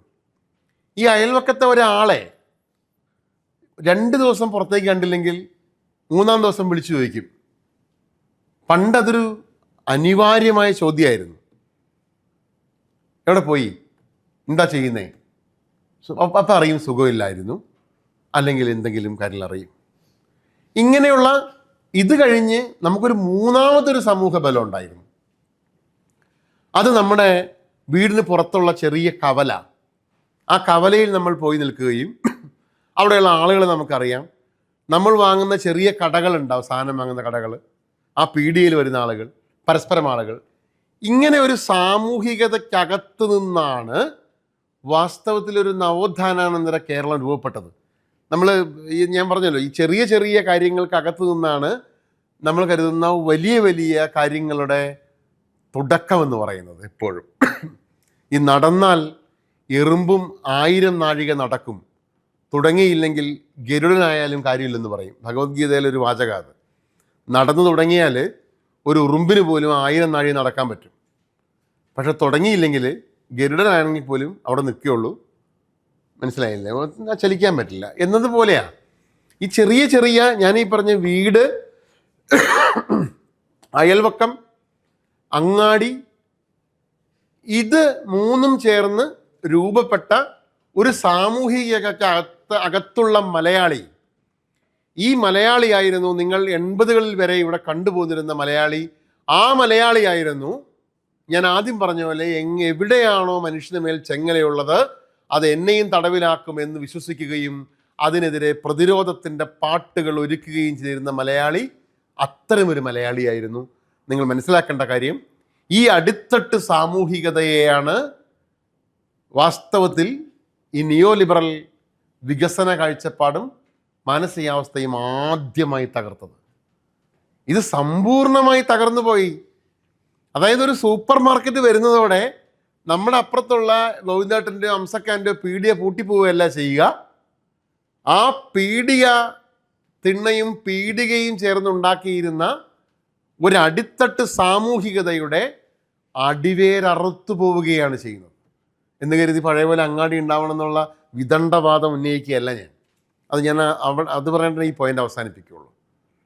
അതായത് ആ അങ്ങാടി നമുക്കില്ല, ആ അയൽ വീടുകളില്ല. ഇപ്പോൾ അപ്പുറത്തെ വീട്ടിൽ പോയിട്ട് അവൻ എവിടെ പോയി എന്ന് ചോദിക്കുന്നത് സ്വകാര്യതയിലേക്കുള്ള നുഴഞ്ഞുകയറ്റമായി സമൂഹ മാധ്യമങ്ങൾ നമ്മളെ പഠിപ്പിക്കുന്നു. അത് നോക്കാൻ പാടില്ല. സ്വകാര്യത എന്ന വാക്ക് ബന്ധങ്ങൾക്കിടയിലേക്ക് വന്നത് നിങ്ങൾ ശ്രദ്ധിച്ചോ? ഇത് ഉണ്ടാക്കപ്പെട്ടൊരു വാക്കാണ്. എന്ന് കരുതി സ്വകാര്യത പാടില്ല എന്നുള്ള വാദം ഞാൻ ഉന്നയിക്കുകയല്ല. പക്ഷേ സ്വകാര്യത എന്ന വാക്കിനെ നമ്മുടെ മക്കളുടെ സ്വകാര്യത, നമ്മളെ കുടുംബക്കാരുടെ സ്വകാര്യത, അവരുടെ സ്വകാര്യത, അവരുടെ മുന്നിലുള്ള ഈ നീല വെളിച്ചത്തിലേക്ക് ഒതുങ്ങിപ്പോകുന്ന സ്വകാര്യതയാവുകയും ആ സ്വകാര്യതയെ മാനിക്കൽ, അതിനെ മാനിക്കുക എന്ന് പറയുന്ന എന്തോ വലിയ പുരോഗമനമായി നമ്മളെ തെറ്റിദ്ധരിപ്പിക്കുകയും ചെയ്യുന്നു. ഈ സ്വകാര്യതയെ ലംഘിക്കുകയല്ല, അവൻ എന്തെടുക്കുന്നു അല്ലെങ്കിൽ അവൾ എന്തെടുക്കുന്നു എന്നുള്ള അപാരമായ സ്നേഹത്തിൻ്റെ പിന്നിലുള്ള ആ കരുതലിൻ്റെ ആ ഒരു കരസ്പർശം ഉണ്ടല്ലോ, അതിനെ വെട്ടിമാറ്റുകയും അവനെ ഒറ്റയ്ക്കാക്കുന്നു, നമ്മളെ ഒറ്റയ്ക്കാക്കുന്നു. അങ്ങനെയുണ്ട്. ആ ഒറ്റയ്ക്കാക്കുക എന്ന പ്രോസസ്സിൽ ഇവർ വിജയിക്കുന്നുണ്ട്. ഞാൻ പറഞ്ഞ പോയിന്റ്, 4ാമത്തെ പോയിന്റ് ഇതാണ്. ഈ അടിത്തട്ട് സാമൂഹികതയിൽ നിന്ന് നമ്മൾ എത്ര സമയം ഉദ്ദേശിക്കുന്നത്? ഏകദേശം സമയം പറയണേ. നിങ്ങൾക്ക് മറ്റേ പ്രാർത്ഥനയുടെ സമയം ഉണ്ടാവില്ലേ, അതും അല്ലെങ്കിൽ ഭക്ഷണത്തിൻ്റെ സമയം? കൺക്ലൂഡ് ചെയ്യാൻ എനിക്ക് എവിടെ നിന്ന് സ്റ്റോപ്പ് നിർത്തിയാലും കൺക്ലൂഡ് ചെയ്യാൻ 5 മിനിറ്റ് വേണം, എന്നാലേ ആ ക്ലാസ് പൂർത്തിയാവുള്ളൂ. ക്ലാസ് ആയാലും ഈ സംസാരം പൂർത്തിയാവുക.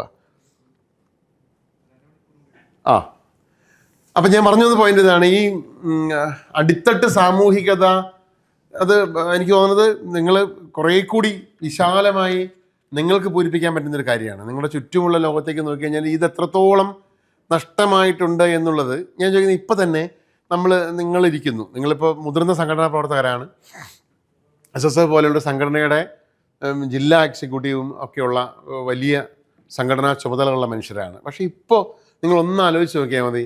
നിങ്ങൾ, അതായത് ഒന്ന് ഒരു വലിയ വിശ്വാസി സമൂഹം, 2 അതിന് ആ വിശ്വാസ ജീവിതം. ഇപ്പോൾ ഇസ്ലാം വിശ്വാസം സ്വാഭാവികമായിട്ടും ഒരാളുടെ ആന്തരിക അച്ചടക്കത്തിന് നിർബന്ധിക്കുന്നൊരു മതമാണ്. ഇപ്പോൾ സ്വാഭാവികമായിട്ട് ആ ആന്തരിക അച്ചടക്കം നിങ്ങൾക്ക് പാലിച്ചേ പറ്റൂ. കാരണം ഒരു പാർട്ട് ടൈം ഇസ്ലാം എന്ന പരിപാടി ഇല്ലല്ലോ. ഒരാൾ മുസ്ലിമായ മുഴുവൻ സമയം മുസ്ലിം ആവുക എന്നുള്ളതാണ്. അല്ലെങ്കിൽ കുറച്ച് നേരം മുസ്ലിമായിട്ട് കുറച്ച് നേരം ഞാൻ വേറെ ആവാം, അത് നടക്കൂല. അതുകൊണ്ട് നിങ്ങൾ ജീവിച്ചാൽ ഒരു സമ്പൂർണ്ണ മനുഷ്യനാകാനുള്ള യാത്രയാണല്ലോ നിങ്ങളുടെ മതാനുഭവം എന്ന് പറയുന്നത്. അപ്പോൾ ഓരോ നിമിഷവും നിങ്ങൾ കൂടുതൽ കൂടുതൽ മെച്ചപ്പെടാൻ ആഗ്രഹിക്കുന്നത്. എന്നിട്ട് പോലും നിങ്ങളുടെ എത്ര സമയത്താണ് നിങ്ങൾ ഒരു പ്രയോജനവുമില്ലാത്ത കാഴ്ചകളിൽ അഭിരമിക്കുന്നത് എന്ന് സ്വയം ഒന്ന് ആലോചിച്ച് നോക്കിയാൽ അത് നിങ്ങളുടെ ആരുടെയും കുഴപ്പം കൊണ്ട് സംഭവിച്ചതല്ല ഇല്ലേ. ഇപ്പോൾ എൻ്റെ കഥ, എനിക്കിപ്പോൾ ഞാൻ രാവിലെ മുതൽ ജോലി ചെയ്യേണ്ട ഒരാളാണ്. 10 മണി മുതൽ ഒരു 5-5:30 വരെ നീളുന്ന എഡിറ്റിംഗ് പ്രോസസ്സും പരിപാടിയും ചെയ്യുന്ന ഒരാളാണ് ഞാൻ. എനിക്ക് രാവിലെ വീട്ടിൽ മകൻ്റെ സ്കൂളിൽ അവൻ്റെ പോക്കും കാര്യങ്ങളും ഞാൻ കുറച്ച് നോക്കണം, വീട്ടിലെ കാര്യങ്ങളൊക്കെ നോക്കണം. അങ്ങനെ കുറച്ചധികം ഉത്തരവാദിത്തം ഉണ്ടായ ആളായിട്ട് പോലും ഞാൻ ഇടയ്ക്ക് ഇതിനകത്ത് നോക്കാറുണ്ട് എത്ര സ്ക്രീൻ ടൈം ചിലവാക്കിയെന്ന് ചോദിക്കുമ്പോൾ ഞാൻ തന്നെ ഞെട്ടിപ്പോകാറുണ്ട്. ജീവിതത്തിൽ നിന്ന് 2.5, 3, 4 ഗൗരവപ്പെട്ട എന്തെങ്കിലും ഒരു സംഗതി വായിക്കാനോ അല്ലെങ്കിൽ ഏതെങ്കിലും കുറച്ച് സുഹൃത്തുക്കളെ വിളിച്ച് അവരുടെ ക്ഷേമം അന്വേഷിക്കാനോ അതല്ലെങ്കിൽ എന്തെങ്കിലും എനിക്ക് ചുറ്റുമുള്ള ഒരു ലോകത്തിന് വേണ്ടി ഗുണകരമെന്ന് തോന്നുന്ന എന്തെങ്കിലും ഒരു കാര്യത്തെക്കുറിച്ച് ആലോചിക്കാനെങ്കിലോ ഉപയോഗിക്കേണ്ടിയിരുന്ന എത്രയോ സമയങ്ങളാണ് ഞാൻ റീലുകളിലേക്കും മറ്റ് കാര്യങ്ങളിലേക്കും വേണ്ടി ചെലവഴിച്ചതെന്ന് ആലോചിക്കുമ്പോൾ ചിലപ്പോൾ നടുങ്ങിപ്പോവാറുണ്ട്. അത് സംഘടനാപരമായ ഉത്തരവാദിത്തങ്ങളോ അല്ലെങ്കിൽ വിശ്വാസപരമായ ആന്തരിക അച്ചടക്കത്തിൻ്റെ നിർബന്ധവും ഇല്ലാത്ത ഒരാളായ എനിക്ക് കുറ്റബോധം ഉണ്ടാക്കുന്നുണ്ടെങ്കിൽ ഇതെല്ലാമുള്ള നിങ്ങൾക്ക് എത്രത്തോളം കുറ്റബോധം ഉണ്ടാക്കുന്നുണ്ടെന്ന് ജസ്റ്റ് ആലോചിച്ചാൽ ഈ പറയുന്ന സാമൂഹികതയിൽ നിന്ന് പതുക്കെ പതുക്കെ നമ്മൾ പുറത്താകുന്നത് നിങ്ങളുടെ മുദ്രാവാക്യത്തിലെ, നിങ്ങളുടെ മോട്ടോയിലെ വി ആർ എന്ന് പറയുന്ന സംഗതിയിൽ നിന്ന് ഐ ആം എന്ന് പറയുന്ന ഒരു സംഗതിയിലേക്ക് എത്ര പെട്ടെന്നാണ് നമ്മൾ വീണു പോകുന്നത്. I think because I am എന്ന് പറയുന്ന ഞാനുണ്ട് എന്നുള്ളതിന് തെളിവായിട്ട് ഞാൻ ചിന്തിക്കുന്നത് മാത്രമാണെന്ന് പറയുന്ന ഏറ്റവും മനുഷ്യ വംശത്തിൻ്റെ സ്വാർത്ഥ വിചാരങ്ങളിലേക്ക് നമ്മൾ എത്തിപ്പെടുന്നില്ലേ പലപ്പോഴും എന്ന് ചോദിച്ചാൽ നമുക്കെതിരായ യുദ്ധത്തിൽ ആരോ വിജയിക്കുന്നുണ്ടെന്നാണ് അർത്ഥം. നമുക്ക് മേൽ അധിനിവേശം സാധ്യമാകുന്നുണ്ടെന്നാണ് അർത്ഥം. കാരണം അധിനിവേശത്തിൻ്റെ ആത്യന്തികമായ പ്രയോഗങ്ങളിലൊന്ന് ഇരകളെ ഒറ്റപ്പെടുത്തുക എന്നുള്ളതും ഇരകളെ സാമൂഹികതയിൽ നിന്ന് പുറത്താക്കുക എന്നുള്ളതും ആ സാമൂഹികതയുടെ ഒരു പിന്തുണ അവർക്കില്ല എന്ന് ഉറപ്പുവരുന്ന സമയത്ത് അവരുടെ അടിയോടെ വെട്ടിക്കളയുക എന്നുള്ളതുമാണ് അധിനിവേശം ചെയ്യുക. ഈ അധിനിവേശം എന്ന് കേൾക്കുമ്പോൾ ഉടനെ നമ്മൾ സാമ്രാജ്യത്വമെന്നോ അമേരിക്കയെന്നോ ഇസ്രായേലിൽ നിന്നോ മാത്രം കരുതേണ്ടതില്ല. അധിനിവേശം എന്ന് പറഞ്ഞാൽ ഒരു ഇൻഷുറൻസ് ആവാം, ഒരു ചിട്ടിക്കമ്പനി ആവാം. നമുക്ക് ചുറ്റുമുള്ള നമ്മളെ എല്ലാത്തരമുള്ള സാമൂഹിക അനുഭൂതികളിൽ നിന്നും പുറത്താക്കുന്ന എന്തിനേയും നമുക്ക് ഈ പറഞ്ഞ പോലെ അധിനിവേശമായി മനസ്സിലാക്കാവുന്നതാണ്. ഇനി ഒരു കാര്യം കൂടി ഞാൻ അവസാനമായിട്ട് പറയുന്നത് നല്ല പരിചയമുള്ള കാര്യങ്ങളാണ്. നമ്മൾ ഇപ്പോൾ നിങ്ങൾക്ക് ഓർക്കാവുന്ന കാര്യങ്ങളാണ്. ഇപ്പോൾ കേരളത്തിലെ പ്രതിരോധശേഷിയും പ്രതികരണശേഷിയും ഒക്കെ കുറഞ്ഞു എന്ന് ഞാൻ ആദ്യമേ പറഞ്ഞെങ്കിലും നിങ്ങൾക്കൊരു സംഗതി പെട്ടെന്ന് മനസ്സിലാക്കുന്ന കാര്യമുള്ളൂ. നിങ്ങൾ കാസർഗോഡ് മുതൽ കേരളത്തിലെ അങ്ങ് അറ്റം വരെ നിങ്ങളൊന്ന് ബസ്സിലോ ട്രെയിനിലോ അല്ലെങ്കിൽ ഒരു കാറിലോ സഞ്ചരിച്ചിട്ടുണ്ടെങ്കിൽ നിങ്ങൾക്ക് ഓരോ മുക്കിലും 15,000, 20,000, ഞാൻ പരിഹസിക്കുകയോ കളിയാക്കുകയോ ഒന്നും ചെയ്യുന്നതല്ല, 10,000 അല്ലെങ്കിൽ 15,000, 20,000 ഒക്കെ രൂപ മുടക്കിയിട്ട് പടുകൂറ്റൻ കട്ടൗട്ടുകളിൽ നിങ്ങൾക്ക് ഈ സമയത്ത് കാണാൻ കഴിയും. ഈ ലോകകപ്പ് ഫുട്ബോളുമായി ബന്ധപ്പെട്ടിട്ട് നിങ്ങൾ ശ്രദ്ധിച്ചിട്ടുണ്ടാവും അല്ലേ? പൈസ കടം വാങ്ങി ഭാര്യൻ്റെ മാല പണയം വെച്ചിട്ടൊക്കെയാണ് ഈ റൊണാൾഡോൻ്റെയൊക്കെ കട്ടിങ് വെക്കുക. ഈ വെക്കുന്നവന് ഈ റഫറി എന്ന് പറയുന്ന ആരാന്ന് പോലും അറിയില്ല. കോച്ചാണെന്ന് വിചാരിക്കും, ഇത് പന്ത് കളിക്കുന്നവനാണെന്ന് വിചാരിക്കുന്നവന് ഒന്നും അറിയില്ല. ഏത് രാജ്യമാണ് കളിക്ക് ഈ ലോകകപ്പ് ഫുട്ബോൾ വരുമ്പോഴത്തേക്കും ശ്രദ്ധിച്ചിട്ടുണ്ട് സോഷ്യൽ മീഡിയയിൽ പിന്നെ കവിതകളുടെ പ്രവാഹം അങ്ങനെ അങ്ങ് എഴുതും.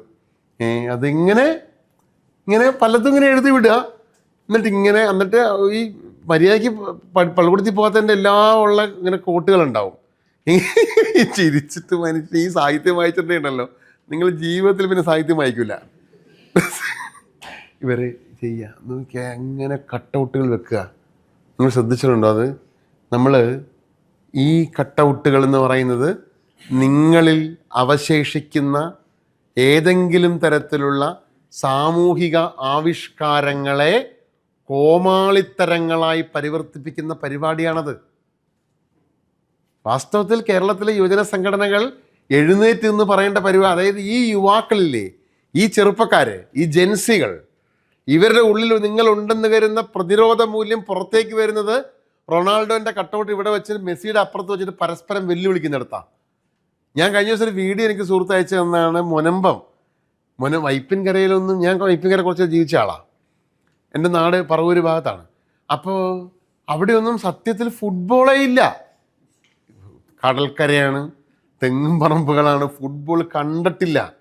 പന്ത് കളി എന്നുള്ള സ്ഥലമേ അല്ല. എൻ്റെ കൗമാരവും യൗവനവും ചെലവഴിച്ച പ്രദേശത്ത് ഫുട്ബോൾ, നിങ്ങൾക്ക് മലപ്പുറത്തിന് പ്രത്യേകിച്ച് ഫുട്ബോൾ ഒരു പ്രത്യേകം ഒരുപാട് കളിക്കുന്ന ആളുകളുണ്ട്. പ്രത്യേകിച്ച് നമ്മുടെ അരീക്കോടൊക്കെ ഇവിടെ ആയതുകൊണ്ട് സ്വാഭാവികമായിട്ടൊരു ഫുട്ബോൾ ബ്ലഡിലുള്ള ആളുകളാണ് അവിടെ. നിങ്ങൾക്ക് ചിലപ്പോൾ ഇല്ല, പക്ഷെ ഞങ്ങളെ സംബന്ധിച്ച് ഫുട്ബോൾ എറണാകുളം ജില്ലയിൽ നിന്ന് ഇന്ന് വരെ സംസ്ഥാന ഫുട്ബോൾ കളിച്ച ഒരു മനുഷ്യൻ പോലും ഇല്ല. അങ്ങനെ എറണാകുളത്ത് നിന്ന് ഫുട്ബോളില്ല. തൃശ്ശൂരിൽ IM വിജയൻ ഉണ്ടാകെ, ബാക്കി എല്ലാം മലപ്പുറത്തുകാരല്ലേ. കണ്ണൂർക്കാരും മലപ്പുറത്തുകാരും മാത്രം കളിച്ച പരിപാടി ഈ ഫുട്ബോൾ കളി. എറണാകുളം ജില്ലയിൽ ഒരു സ്റ്റേഡിയം പോയിട്ട് ഒരു സ്റ്റേഡിയം ഉണ്ടാക്കാനുള്ള സ്ഥലം അവിടെ ഇല്ല. എവിടെ സ്ഥലമുള്ളത് എറണാകുളത്ത്?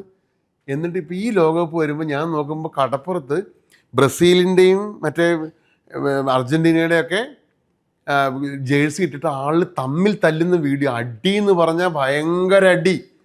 അതിനിടയ്ക്ക് വേറെ രാജ്യങ്ങളിൽ പോർച്ചുഗലിൻ്റെ ഒക്കെ ഇട്ടിട്ട് വരും. അപ്പോൾ ഈ സ്പെയിനാണോ പോർച്ചുഗലാണെന്ന് മനസ്സിലാക്കാണ്ട് അങ്ങോട്ടും ഇങ്ങോട്ടും അടിക്കും. ഇവർക്കൊന്നും അറിയില്ല. നമ്മുടെ പ്രതിരോധ മൂല്യം പോണ പോക്കാണ്. അതായത് ഈ ചെറുപ്പക്കാർ, ഇവരാണ് വിപ്ലവം ഉണ്ടാക്കാൻ പോകുന്ന പാറ്റകൾ. മനസ്സിലായത്? ഇവരുണ്ട വലിയ സാധനം. ഒന്നും ഇവർക്ക് അറിയാൻ പാടില്ല. എന്നാൽ പത്രം വായിച്ചിട്ട് എന്താന്ന് മനസ്സിലാക്കണം, അതില്ല ഇവർക്ക്. ഇതൊന്നും അതിൻ്റെ കൗതുകങ്ങളുണ്ട്. ഇപ്പോൾ ഒരു ലോകകപ്പ് വരുമ്പോൾ സ്വാഭാവികമായിട്ടും ഒരു യൂറോപ്യൻ രാജ്യത്തിനെതിരെ ഇപ്പോൾ ഇറാൻ സമനില പിടിക്കുമ്പോൾ അതിലൊരു പൊളിറ്റിക്സ് എന്ന് മനസ്സിലാക്കുകയും ആ പൊളിറ്റിക്സിന് വേണ്ടി നിൽക്കുകയും ചെയ്യുക എന്ന് പറയുന്നിടത്ത് നിങ്ങളുടെ യുക്തി പ്രവർത്തിക്കുകയും നിങ്ങളുടെ ഒരു കായിക ബോധത്തെ ഒരു സാമൂഹിക ബോധമായി പരിവർത്തനം ചെയ്യപ്പെടുകയും ചെയ്യും. പക്ഷെ നിങ്ങൾ അതല്ല ഇവിടുത്തെ ചെറുപ്പക്കാർ ചെയ്യുന്നത്. ആരാധന എന്ന് പറയുന്ന സംഗതി വലിയ ഒരു, നമുക്ക് ഇതൊക്കെ പറയുമ്പോൾ എന്താ പറയുക, ഒരു ഭയങ്കര കാൽപ്പനികമായ ആശയം. പക്ഷേ ഈ ആരാധന എന്ന് പറയുന്നത് സൃഷ്ടിക്കുന്നത് എന്താ പറയുമ്പോൾ, ഈ ഫാൻ മൊമെൻറ്റുകൾ സൃഷ്ടിക്കുന്നത് ഒരു വലിയ വിപണി താല്പര്യത്തിൻ്റെ ഭാഗമായിട്ടാണ്. ഇത് അമേരിക്കൻ രീതിയായിരുന്നല്ലോ. ആദ്യം ഹോളിവുഡാണല്ലോ ഈ ആരാധന സൃഷ്ടിക്കാനുള്ള പമ്പിങ്ങൾ നടത്തിക്കൊണ്ടിരുന്നത്. നിങ്ങൾ രാജ് കപൂർ എന്ന് പറയുന്ന പഴയ ഹിന്ദി സിനിമ നടനൊന്നും ഒരു ആരാധകരും ഉണ്ടായില്ല, ആസ്വാദകരാണ് ഉണ്ടായത് അല്ലേ? മെഹ്ദി ഹസൻ എന്ന് പറയുന്ന വലിയ ഗായകന് ആരാധകരല്ല ഉണ്ടായിരുന്നത്, ആസ്വാദകരാണ് ഉണ്ടായിരുന്നത്. ഈ ആസ്വാദനത്തെ ആരാധനയാക്കി മാറ്റിയത് പിൽക്കാലത്ത് ഈ പാട്ടിൻ്റെ കൂടെ ശരീരത്തെ പ്രദർശിപ്പിക്കുക, അങ്ങനെയുള്ള ഒരുപാട് എലമെൻറ്റുകൾ കൂട്ടിച്ചേർത്തിലാണല്ലോ ഈ ആരാധന ഉണ്ടാക്കുന്നത്. ഈ ഫുട്ബോളിനെ നിങ്ങൾ ആസ്വദിക്കുക എന്ന് പറയുന്നത് ഒരു കലാവിഷ്കാരമാണ്. അതായത് മനുഷ്യൻ്റെ കായികമായ ശേഷിയെ സൗന്ദര്യപരമായി വിനിയോഗിക്കുന്ന ആളുകളോട് നമുക്കൊരു ഇഷ്ടം തോന്നുക, അവരുടെ പ്രകടനം മോശമാകുമ്പോൾ നമുക്കൊരു വിമർശനം തോന്നുക എന്നൊരു സംഗതി ഉണ്ടല്ലോ. അത് മനുഷ്യൻ്റെ ഉള്ള ക്രിട്ടിക്കിനെ ഉണർത്തുന്ന പരിപാടി. ഇതൊന്നുമല്ല നടക്കുന്നത് ഇപ്പോൾ. അന്ധവും ഭ്രാന്തവുമായ ആരാധന. ഈ അന്ധവും ഭ്രാന്തവുമായ ആരാധന എന്ന് പറയുന്നത് വിപണിയുടെ മാത്രം താല്പര്യമാണ്. അത് ഈ കേരളത്തിൽ നിങ്ങൾ ആലോചിച്ച് നോക്കൂ. ഈ പറയുന്ന ഒന്നിനും സാധ്യതയില്ലാത്ത ഒരു പ്രദേശത്ത് ഇത് വിജയിച്ചുവെങ്കിൽ ലോകത്ത് മുഴുവൻ ഇത് വിജയിക്കുന്നുണ്ട്. ഇല്ല, ഇത് മുഴുവൻ വിജയിക്കുന്നുണ്ട്. അത് ഏറ്റവും ഭ്രാന്തമായി വിജയിക്കുന്നത് ഇവിടെയാണ്. നിങ്ങൾക്ക് ഇപ്പോൾ മാതൃഭൂമിയിൽ നിന്ന് റിപ്പോർട്ട് ചെയ്യാൻ പോയ ആളൊക്കെ പറയുന്നത് കേൾക്കണം. അതായത് വേറെ ഒരു രാജ്യത്ത് ഇപ്പോൾ ലയണൽ മെസ്സി ജീവിച്ച് വളർന്ന റൊസാരിയോ തെരുവ് എന്ന് പറയുന്ന സ്ഥലത്ത് നിന്ന് കഴിഞ്ഞ ദിവസം ഒരാളൊരു വ്ളോഗ് ചെയ്യുന്നുണ്ടായിരുന്നു. അവിടെ മെസ്സിയുടെ ഒറ്റ പോസ്റ്റർ ഉണ്ടെന്ന് ഒഴിച്ചാൽ ഈ ലോകകപ്പ് നടക്കുന്നതിൻ്റെ ഒരു സൂചനയില്ല. അവിടെ നിന്ന് ബസ്സിന് പോകാൻ വഴിയുള്ളൂ മെക്സിക്കോയിലേക്ക്, കളിക്കുന്ന സ്ഥലത്തേക്ക്. അവരെ ഇന്നത് ബാധിച്ചിട്ടേ ഇല്ല. അതായത് ലോകത്തെ 1-ാം നമ്പർ പ്ലെയർമാരുടെ നാടുകളിലൊന്നും ഈ ഭ്രാന്തില്ല. ഇവിടെ നമ്മുടെ കുറ്റിച്ചിറയിലൊക്കെ വമ്പൻ എൻ്റെ ഈ ഫ്ലെക്സിൻ്റെ കടം വീട്ടാൻ വേണ്ടിയിട്ട് അവന് EMI അടയ്ക്കും. ഇത്ര സംഭവം. നിങ്ങൾ ഈ സംഗതിയില്ലേ, നമ്മുടെ ആവിഷ്കാരങ്ങൾ എങ്ങോട്ട് പോകുന്നുള്ളത്. ഞാൻ ആ ഒരു പോയിന്റ് പറയാൻ വേണ്ടി ഉദാഹരണം പറഞ്ഞത്, സാമൂഹികമായ ആവിഷ്കാരങ്ങളോട് നിലവിലുള്ള സാമൂഹികമായ എല്ലാ ആവിഷ്കാരങ്ങളും, ഈ സോഷ്യൽ എക്സ്പ്രഷൻസ് മുഴുവൻ പരിഹാസ്യമായി തീരുന്നു. മറിച്ച് ഒരു ജനതയുടെ ആത്മാവിഷ്കാരമായി മാറേണ്ട നാടൻ കലാരൂപങ്ങളൊക്കെ ഉണ്ടല്ലോ, അതെല്ലാം അസ്തമിച്ചു പോകുന്നു. ആളുകൾ കൂട്ടം കൂടി നിന്ന് ഞങ്ങളുടെ നാട്ടിലൊക്കെ വട്ടപ്പാട്ട് പാടുക, അതുപോലെ തന്നെ തെരുവ് നാടകങ്ങൾ ഇല്ലാതാകുന്നു, അത് മുഴുവൻ ഇല്ലാതാകുന്നു. പ്രതിരോധ മൂല്യമുള്ള സാമൂഹിക ആവിഷ്കാരങ്ങളെല്ലാം ഇല്ലാതായി ഇമാതിരി ഫ്ലക്സ് കോമാളിത്തരങ്ങളെല്ലാം ആവിഷ്കാരങ്ങളായി മാറുന്നു. ഇത് സ്വാഭാവികമായി സംഭവിച്ച ഒന്നല്ല. നമ്മൾ തൊട്ട് മുമ്പ് പറഞ്ഞ നമ്മുടെ അടിത്തട്ട് സാമൂഹികതയുടെ തകർച്ചയിൽ നിന്ന് ഉണ്ടായ ഒന്നാണ്. ഇതിനെ തിരുത്താൻ നമ്മൾ ആരും തയ്യാറാകുന്നില്ല. കാരണം അപ്പം മറ്റേ ആശയം വരും, എൻ്റെ സ്വകാര്യതയിൽ നിങ്ങൾ കയറുന്നത് എന്തിനാ, ഇതെൻ്റെ സൗകര്യമല്ലേ, നിങ്ങളുടെ കയ്യിൽ നിന്ന് പൈസ വാങ്ങിയിട്ടാണ് ഞാൻ ഈ ചെയ്യുന്നത് എന്നുള്ള ഒരു സംഗതി വരും. ഒരു സാമൂഹിക ആശയവും ഇവിടെ വിജയിക്കുന്നില്ല എന്നുള്ളതാണ്. ഈ വിഷ്വൽ പൊല്യൂഷനാണല്ലോ ഈ പറയുന്ന ഫ്ലക്സുകൾ. നമ്മളിപ്പോൾ വിഷ്വൽ പൊല്യൂഷനാണെന്ന് പറഞ്ഞ് നമ്മൾ അങ്ങോട്ട് ചെന്ന് ബഹളം വെച്ചിട്ടുണ്ടെങ്കിൽ ഞങ്ങളല്ലാതെ മറ്റാരുണ്ടെന്ന് പറഞ്ഞ് LDF വെച്ച 10,000 ഫ്ലക്സുകൾ, അപ്പോൾ എന്ത് പൊല്യൂഷൻ അവർ തിരിച്ചു ചോദിക്കും. അപ്പോൾ ഇടതുപക്ഷത്തിന് ചോദിക്കാനുള്ള അവകാശം നഷ്ടപ്പെടും. ഒരു പക്ഷത്തിനും ഒരു ചോദ്യവും ചോദിക്കാൻ പറ്റാത്ത വിധം എല്ലാ പക്ഷങ്ങളും പരാജയപ്പെട്ടു പോയ ഒരു കാലത്താണ് നിങ്ങൾ അതിധീരമായ ഒരാശയത്തെ പ്രചരിപ്പിക്കാൻ ശ്രമിക്കുന്നത് എന്നുള്ളത് വലിയ സന്തോഷം ഉണ്ടാക്കുന്ന കാര്യമാണ്. അതായത് ബിക്കോസ് ബി എന്നതിൻ്റെ കാരണം, അല്ലെങ്കിൽ എന്തുകൊണ്ടെന്നാൽ നമ്മൾ വി ആർ എന്നുള്ള, ഇവിടെ ഈ വി ആർ എന്നുള്ള സംഗതി ഞങ്ങൾ എന്ന് ഉറപ്പിച്ച് പറയേണ്ട ഒരു കാലത്താണ്. കാരണം ഈ ഞങ്ങൾ എന്ന് പറയുന്ന ഈ സ്നേഹത്തിൻ്റെയും സാഹോദര്യത്തിൻ്റെയും കരുതലിൻ്റെയും സ്പർശത്തിൻ്റെയും ചെങ്ങലകൾ ഓരോന്നോരോന്നായി അഴിച്ചഴിച്ച് ആളുകളെ ഒറ്റയ്ക്ക് നിർത്തുന്ന ഒരു കാലമാണുള്ളത്. നിങ്ങൾ സ്പർശനം എന്ന് പറയുന്നത് തെറ്റിദ്ധരിപ്പിക്കുന്നൊരു വാക്കായി മാറുക, ആലിംഗനം എന്ന് പറയുന്നത് തെറ്റിദ്ധരിപ്പിക്കുന്നൊരു വാക്കായി മാറുക, അതെല്ലാം ശ്ലീലങ്ങളിലൊക്കെ ആരൊക്കെയോ അടിച്ചേൽപ്പിക്കുന്ന ആശയങ്ങളുടെ പിന്നാലെയായി മാറുക. അങ്ങനെ ഒരു ലോകത്താണ് നമ്മളെല്ലാം ജീവിക്കുന്നത്. ഈ ആളുകൾ കൈകോർത്ത് പിടിക്കുന്നത് ഇല്ലാതാകുന്നൊരു സമയത്ത് വരൂ നമുക്ക് കൈകോർത്ത് തന്നെ പിടിക്കാം, ഇല്ലേ, കോർത്ത കൈ അഴിയാതെ നമുക്ക് മുന്നോട്ട് പോകാം എന്ന് പറയുന്നൊരു വലിയ ആശയമാണ്. ഈ ആശയം വളരെ പഴയ, ഏറ്റവും ഒരുപക്ഷെ മനുഷ്യൻ്റെ സംഘടനാ ജീവിതം ആരംഭിക്കുന്ന കാലം, മനുഷ്യൻ സംഘാടകനായി ജീവിക്കുന്ന കാലം മുതൽ തന്നെ മനുഷ്യരുടെ ആദ്യത്തെ പ്രാർത്ഥന ഇതായിരിക്കണമല്ലോ, നമ്മൾ ഒരുമിച്ചുണ്ടായിരിക്കണം, നമ്മൾ പിരിഞ്ഞു പോകരുത്, ഇല്ലേ, കോർത്ത കൈ അഴിയാതെ ചേർന്ന ഹൃത്താള ഗതിയൂർന്നു പോകാതെ പാർത്തിരിക്കണം, ഇനി നാം തനിച്ചല്ലോ എന്നുള്ളൊരു കവിവാചകമുണ്ടല്ലോ, അല്ലേ, നമ്മൾ കോർത്ത കൈ അഴിയാതെ നമ്മൾ ഒരുമിച്ച് ചേർന്ന് നിൽക്കുന്ന ഈ ഹൃത്താളം, ഹൃദയത്തിൻ്റെ താളം നിലച്ചു പോകാതെ നമ്മൾ പാർത്തിരിക്കണം. കാരണം നമ്മൾ തനിച്ചാണ്.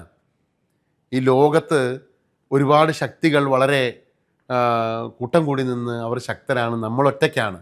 ഒറ്റയ്ക്ക് നമുക്കൊന്നും ചെയ്യാനാവില്ല, നമ്മൾ കൂട്ടായി നിൽക്കുക തന്നെ വേണം. സാമൂഹികമായ ആവിഷ്കാരമാണ് ജീവിതം എന്നുള്ള വലിയ പാഠമാണ് നിങ്ങളുടെ ഈ മുദ്രാവാക്യം ഉയർത്തുന്നത്. അടിസ്ഥാനപരമായി ഈ ബി എന്ന് പറയുന്ന, നമ്മളായിരിക്കുക എന്ന് പറയുന്ന, ഉണ്മയുണ്ടായിരിക്കുക എന്ന് പറയുന്ന, നമ്മുടെ സ്വത്വം ഉണ്ടായിരിക്കുക എന്ന് പറയുന്ന, നമ്മളുണ്ടായിരിക്കുക എന്ന് പറയുന്നത് ഒരിക്കലും നമ്മളായിരിക്കുമ്പോൾ മാത്രമല്ല, നമ്മളായിരിക്കുക എന്നതിൻ്റെ കാരണം നമ്മളാണ് എന്നതുകൊണ്ട്, ഞാൻ മാത്രമായിട്ടല്ല, നമ്മളാകുമ്പോഴാണ്.